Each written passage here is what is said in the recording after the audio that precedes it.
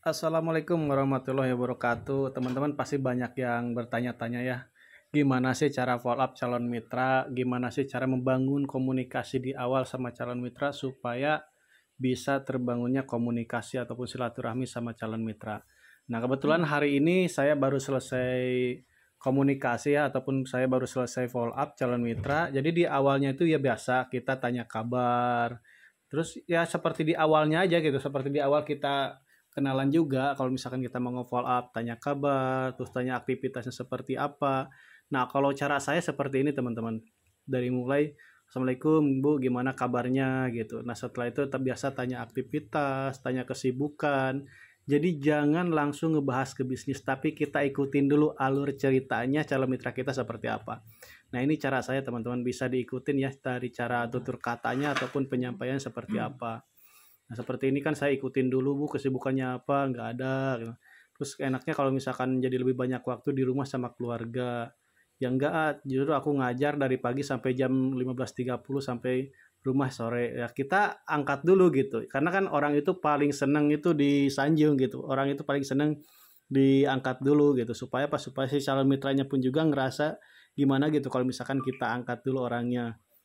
Masalah setiap hari seperti itu Bu ya, luar biasa Bu, sepertinya hasilnya juga luar biasa ya Bu, apalagi waktunya dimaksimalkan seperti itu.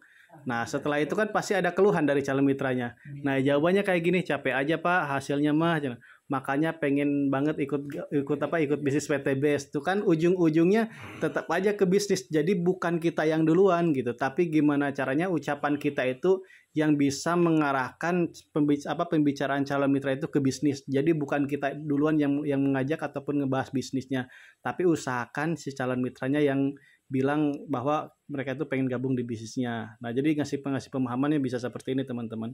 Nah, ini cara saya gimana sih caranya bisa supaya si calon mitra itu nge-follow up nge-follow up calon mitra itu seperti ini. Nah, jadi kan kita udah tahu emang sama saya gali kebutuhan gitu. Emang sampai saat ini Bu, impian ataupun keinginan yang belum Ibu capai apa gitu ya, pengen melunasi hutang.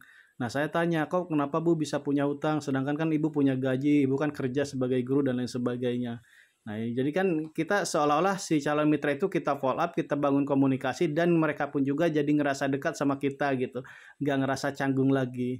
Nah, karena gimana pun orang bisa transaksi sama kita tuh ya karena mereka udah ngerasa dekat sama kita, ngerasa nyaman sama kita sehingga dari ucapan mereka pun juga kelihatan kalau misalkan merekanya udah deket sama kita sehingga walaupun merekanya belum punya modal, nah ini pun juga tanpa saya kasih tahu, tanpa saya ajak langsung ke bisnisnya, dia sendiri yang bilang gitu, Bismillah Pak, saya sedang cari uangnya dulu buat bergabung.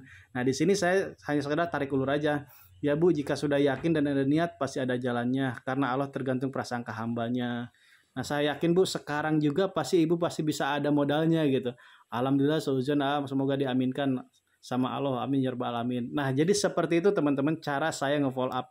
Jadi pertama kita tanya kabar, tanya aktivitasnya, kesibukannya seperti apa. Jadi jangan ngebahas ke bisnis dulu, tapi lebih ke kita gali kebutuhan, bangun kedekatan. Nanti juga calon mitranya akan ngomong dengan sendirinya bahwa dia itu pengen gabung di bisnis ini kalau misalkan kitanya udah tahu kebutuhan mereka seperti apa. Nah ini cara saya nge-follow up ataupun membangun komunikasi dari awal sampai akhir kepada calon mitranya.